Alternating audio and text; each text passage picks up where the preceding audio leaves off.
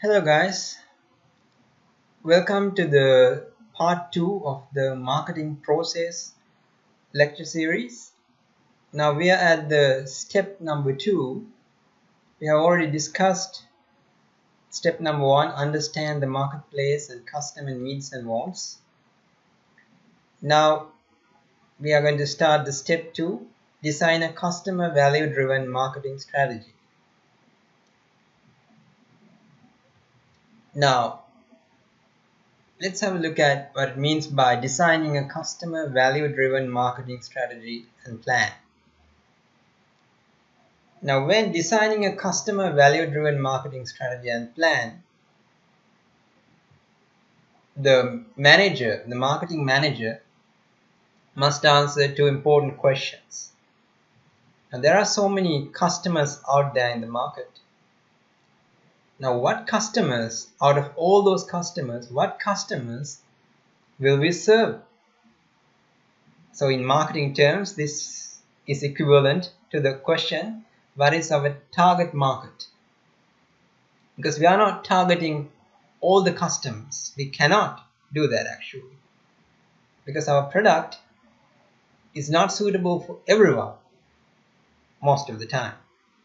We should be targeting a particular section of customers.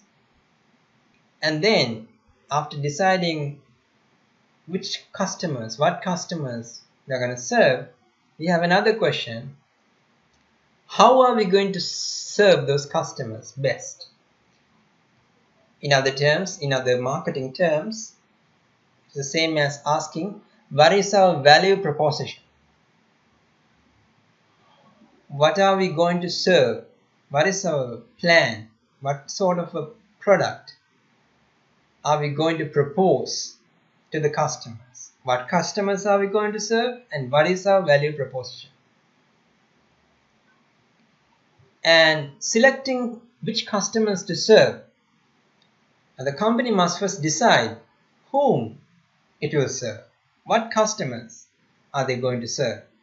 So first they are going to divide the market into a couple of segments, which is known as market segmentation, and then select out of all the segments, which segment are we going to after? Which segment are we going to select? That sort of marketing which targets a particular segment is known as target marketing. Dividing the market into segments is known as market segmentation, and then choosing one of those segments to do our marketing is known as target marketing. And one thing that marketing managers know very well is that they cannot sell their products to every customer out there in the market in every way. So you must choose which customers you are going to serve, because depending on who needs your product and what price does the customer have to pay for the product, invariably only some portion of customers will be able to buy it, and only some portion of the customers will only need that sort of a product.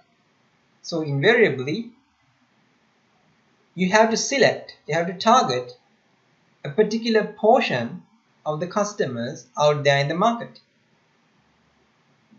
And of course, the company should select only the customers that it can serve very well.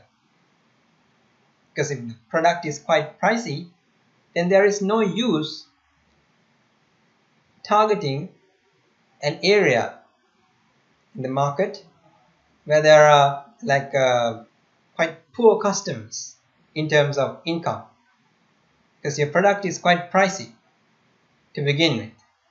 So you should know to whom I can sell this product.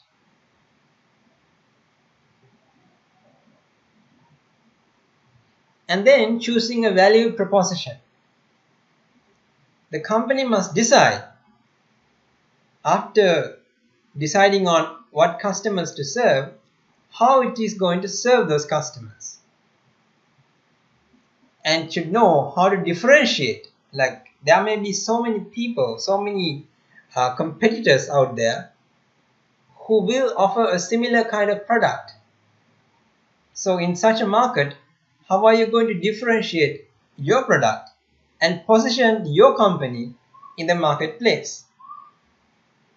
And of course, a brand's value proposition will list what sort of benefits or values it is going to promise to deliver to the consumers.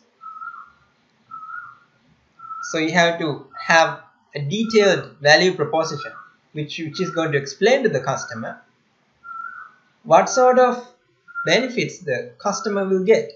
It's going to be like a package of benefits. So what does the package contain? And depending on the brand, like you have a brand, your competitor has a brand, so depending on the brand, the value proposition will change, which will result in your company getting differentiated from another competitor company.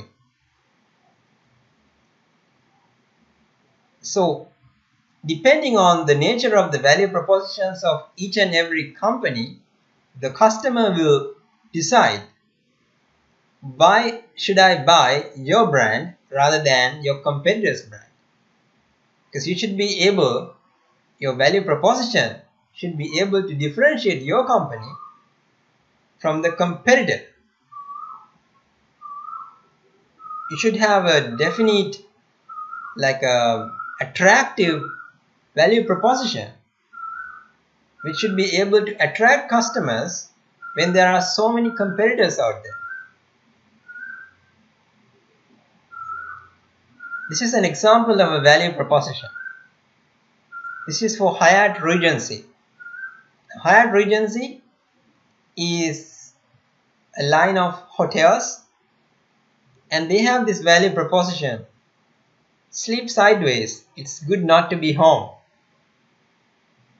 So it's an advertisement highlighting the joys of business travel and staying at Hyatt Regency Hotel, which does the value proposition of which declares it's good not to be home. That means sometimes like home is where you usually want to be at, but staying at the Hyatt Regency Hotel is even better. And these are some of other value propositions. JetBlue is an airline and their value proposition is you above all. And Spirit, less money, more go. So these are different value propositions that have been proposed by different companies. Then after deciding what type of customers, what customers you are going to serve, and coming up with a value proposition, you have to decide what philosophy should guide your marketing strategy. Like there are different alternatives. There are mainly 5 alternatives out there, alternative concepts, out of which you can select, which will guide your marketing strategy. Those are the production concept, the product concept, the selling concept, the marketing concept, and the societal marketing concept. Now we will have a look at each one of these concepts. Now first have a look at the production concept. Now the production concept is an idea that the consumers will favor products that are available and highly affordable. Therefore, the organization should focus on improving production and distribution efficiency. So they are mainly focusing on production, like producing as much as possible at a low cost, and then distributing your product all over the world or all over the country with high efficiency. So a company has this concept that guides their marketing strategy, is mainly focusing on mass production at a lower cost and then efficient distribution all throughout. And sometimes focusing totally on production only can lead to marketing myopia, which is a concept that we discussed in part 1. And as an example, Lenovo and Haier. Now Lenovo is a personal computer maker and Haier is an home appliance maker. Now these are two examples of companies which totally dominate the Chinese market, because in China the labor cost is quite low. Therefore you have a very high possibility of mass producing your product and distributing very efficiently. So this type of companies have adopted the production concept.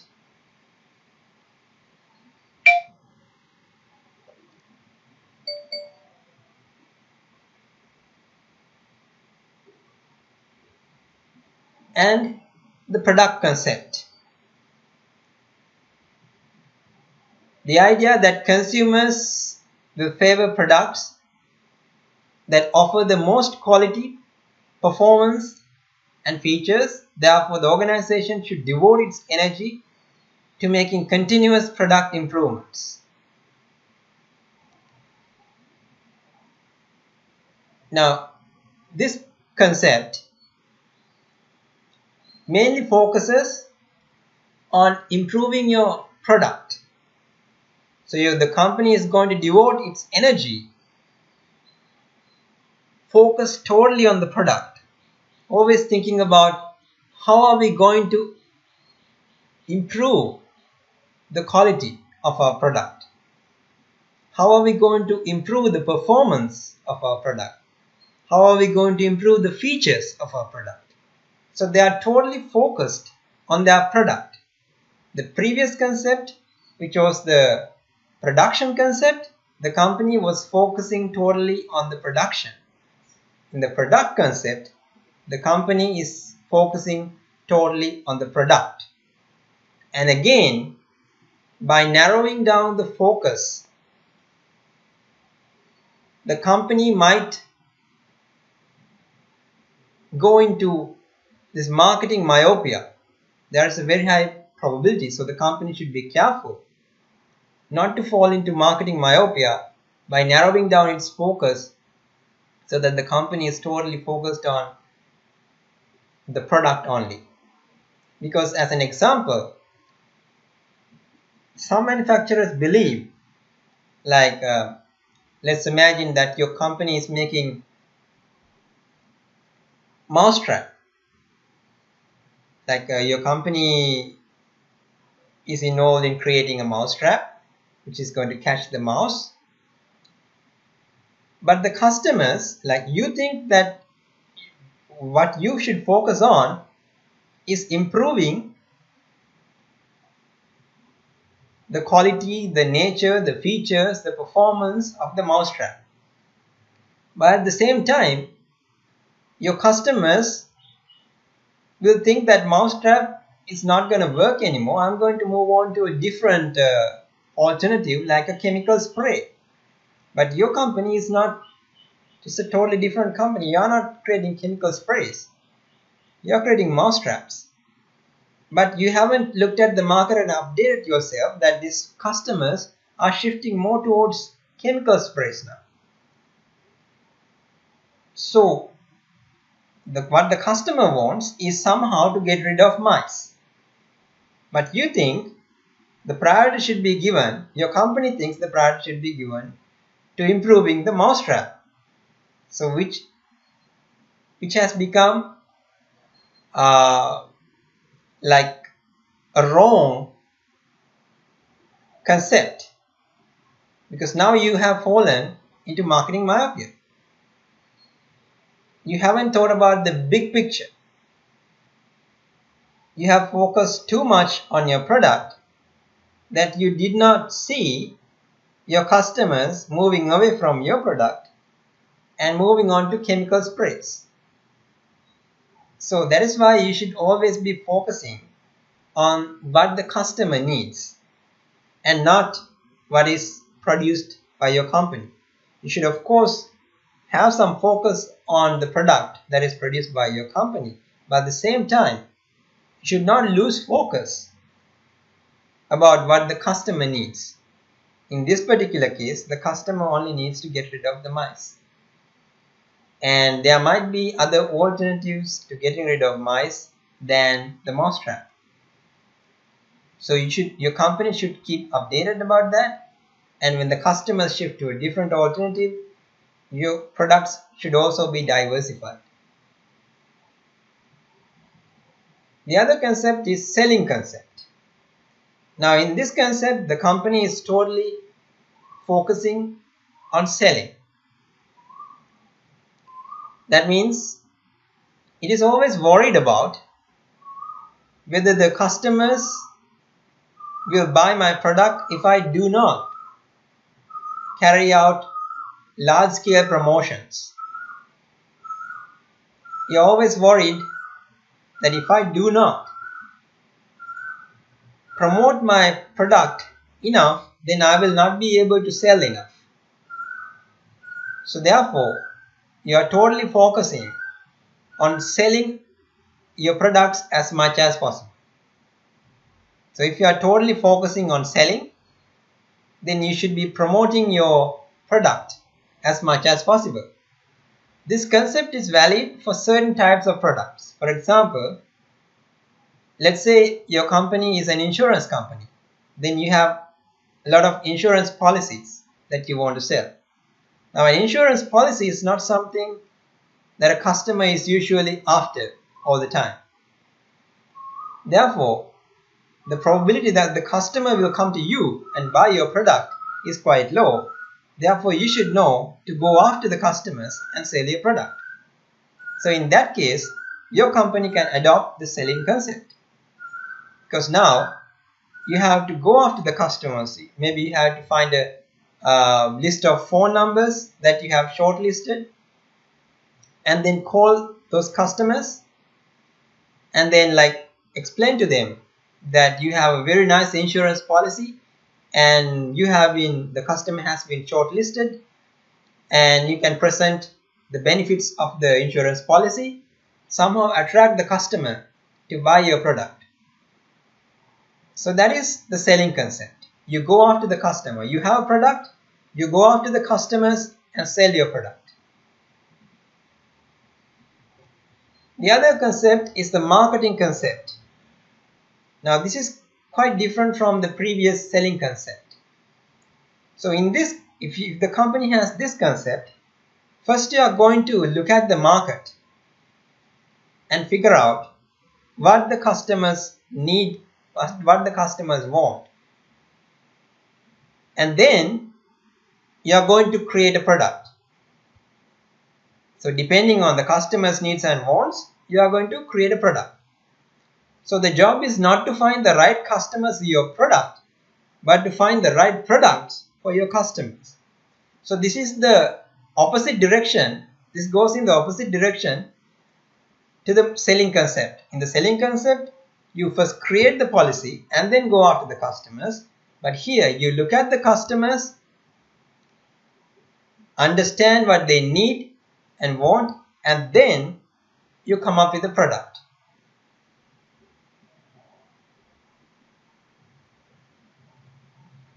So we are comparing the selling concept versus the marketing concept. In the selling concept, we can see the starting point is the factory, because you first create the product and then you are focusing on selling and promoting, and then if you sell more, you have higher profit. But in this marketing concept, your starting point is the market. You first look at the market and then identify what the customer needs, and then you create your product and then sell your product, satisfy the customer and get a profit. So that is how this selling concept and marketing concept, you can see they are going in two different directions. One is going from factory to the profit, starting from the factory and then to the profit. The other one is starting from the market. And then we come to a very important marketing concept, which is the societal marketing concept. Now here, the society's long run also is an interest. You not only focus on what the consumers need, consumers want, you not only look at what the company's requirements are, you also look at consumers' long run interest and the society's long run interest. So if your company is following this kind of concept, so the company is worried about the present situation and the future situation as well.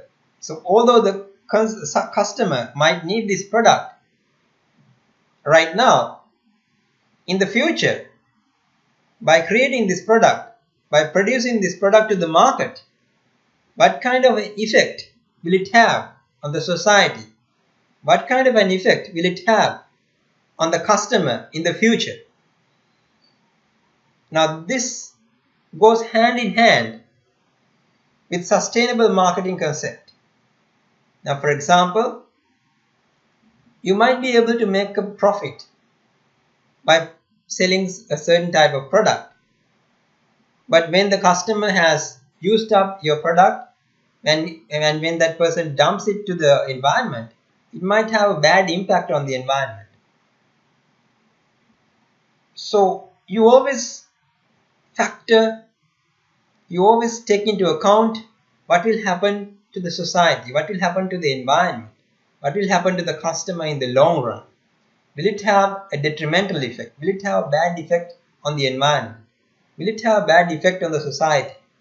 So all those variables, all those factors are taken into account in this type of marketing concept, societal marketing concept. So if we look at a little deeper into the societal marketing concept, so there are these three key players: consumers, the company, and the society. So the company is worried about the satisfaction of the consumers. The company is interested in the profits of the company. The company is also interested in the human welfare. So this is the way for the future.